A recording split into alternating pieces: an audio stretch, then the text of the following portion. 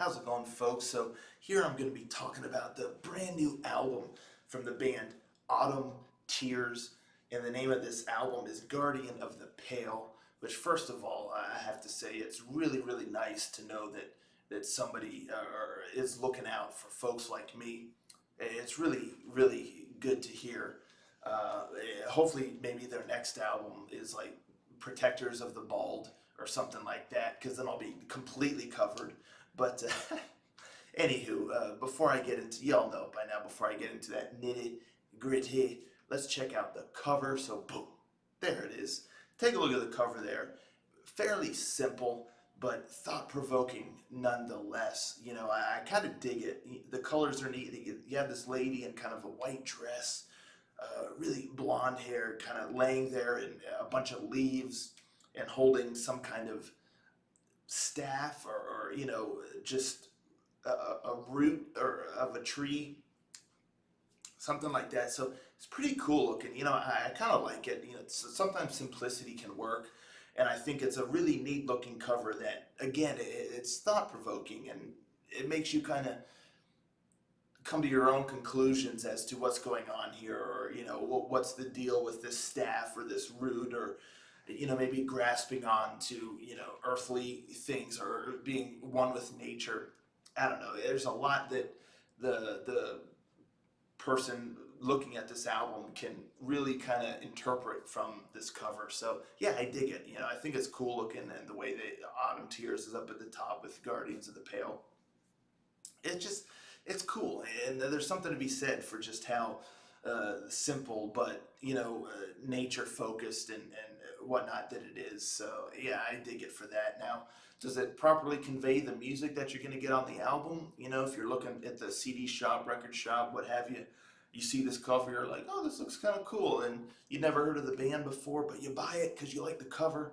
Will you be surprised by the sound that you get? I don't think so. Even though the cover and everything, it's a bit vague as far as the music genre or style that you'll get. But at the same token, I don't think you would be surprised when you get home, you put it in the record player or CD player, and it starts playing. It's not like you'll be shocked by what you hear. So it does suit the music or genre and style of the album very well, but it is a little bit on the vague side, open for interpretation on what style of music you think it is, but it still fits. So yeah, that's my thoughts there on the cover. But as far as the album itself, this bad boy is hefty. It's got 16 tracks on here and comes in at about an hour and 11 minutes roughly. So it's a big one. It's a big one. A lot of material on here, but it it works. It works. It really doesn't feel like it's bloated or overly long, because the album, it really is somewhat of an experience. And to tell you, kind of, if you never heard of the band before, to tell you what to really expect on the album, first and foremost, it's a beautiful symphonic and orchestral and cinematic album. There's really no metal here, but I include it in my channel because I love these kinds of sounds and songs that they're heavy on the orchestral and epic and grand and cinematic. And even though there's no like metal guitar or heavy drumming or things like that, it still fits within the genres that I cover on this channel because there is a power to it. There are elements of symphonic metal. There are elements that make up power metal in this album, even without the metal aspect. Kind of like the band Eye of Melion and their debut album. It kind of has that sort of vibe where it's beautiful, it's epic, it's magical. You have all these elements. It's grand at times, and just the use of the orchestral and symphonic elements, mind blowing.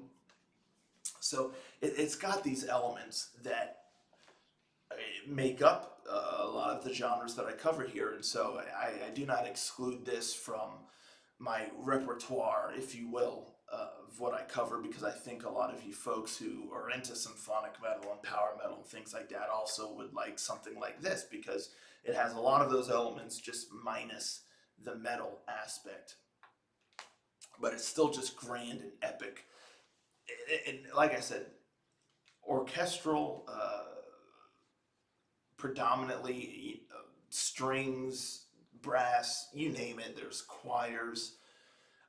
There's heavy, kind of those heavy drums, beautiful piano work, things like that. It's just here, and like I said, you have songs that get impactful and grand and big and really soar, and then you have a lot of songs that are much more melancholic and much more.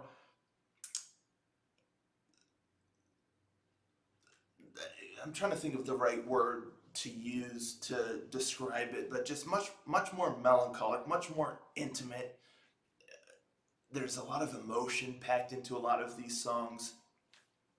And so the whole album really just feels like an experience. It's a great way to kind of, if you just want to check out and just travel, let the album take you to another place.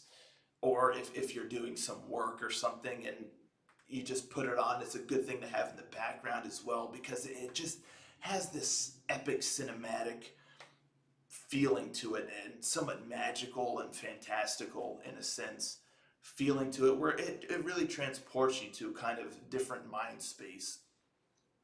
So all of the songwriting, the arrangements, the movements, everything is done really well in here, and the album flows great from beginning to end. And again, it's an hour and 11 minutes, but the way this album is arranged, and the way that it feels, it doesn't feel like it's 16 songs almost. It just more feels like it's just an experience, it's a journey, it's an adventure for the listener, and that's kind of the way that it's arranged all the way through the runtime. So you're kind of just enjoying it. You're not necessarily picking out individual songs. That's one thing I found myself. Yeah, I'd be listening to it a lot, and I'd be like, oh, this part sounds really cool, or this part sounds really neat. And I'd look, and 4 or 5 songs had passed by. I'm like, oh wow, it just all fits together as 1 hour and 11-minute piece for the most part. There are certain songs that I kind of picked out specifically, but for the most part, you're kind of just enjoying the whole thing. Like I said, it's almost like it's one grand movement throughout. A lot of classical influence in here for sure, and a lot of cinematic score kind of influence in here, and it just is really put together really well. I admire whoever created these orchestrations and everything, because everything fits right, for the different sections or movements or songs, whatever you want to call them, and it just flows really well. As far as the vocals, mainly you get female vocals, which are extraordinary. I mean, just extraordinary female vocals here. The range is lovely, sometimes more operatic, again, sometimes more intimate and softer for those more intimate moments where it's kind of piano heavy, or you kind of have a little bit of strings going, and it's just lovely. Like I said, you have these songs that are just beautiful and lovely, and their melancholy and their simplicity at times, and then you have these epic grand moments that have all kinds of different orchestral instruments at work, just creating just this huge sound, this powerful sound.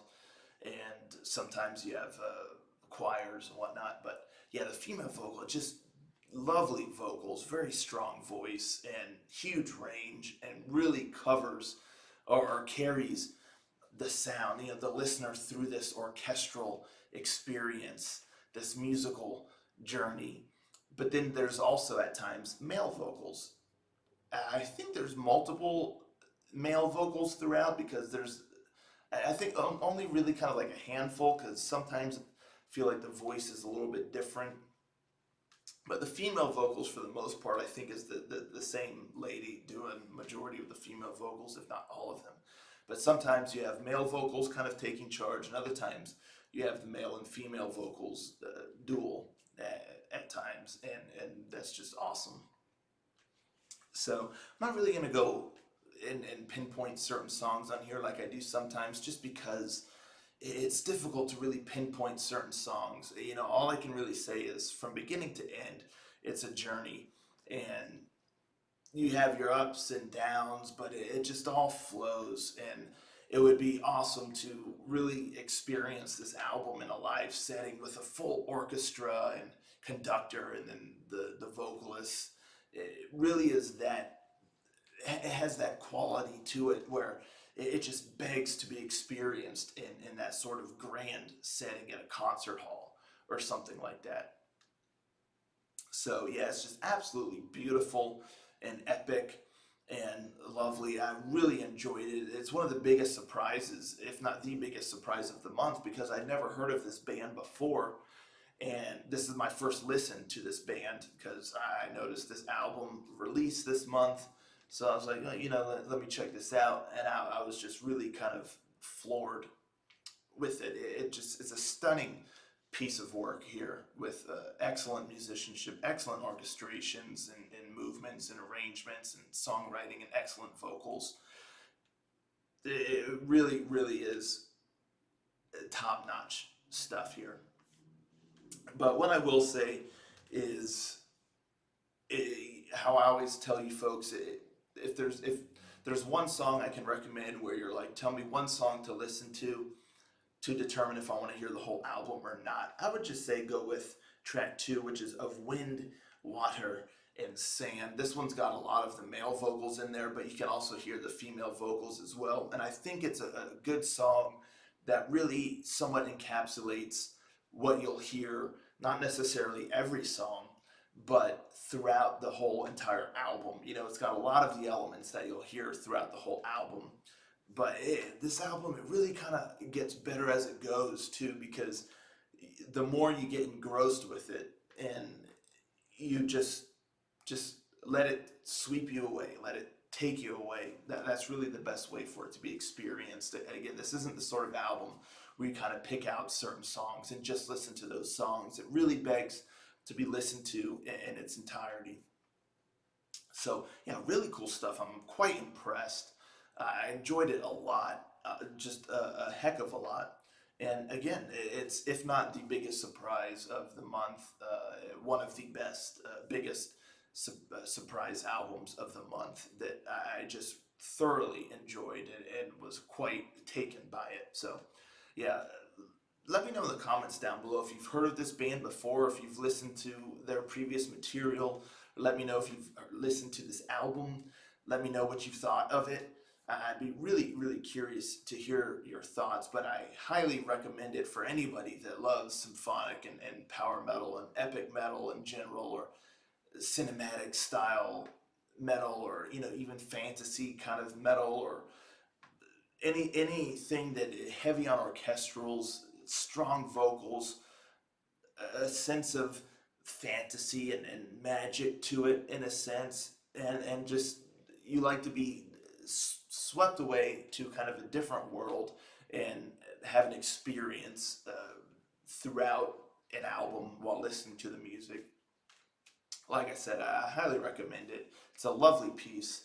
And that's what I got to say about that. So that's Autumn Tears with their new album, Guardian of the Pale. That's what I got for you folks here today. And I'll catch you all next time. Thanks for tuning in. Ranger, out.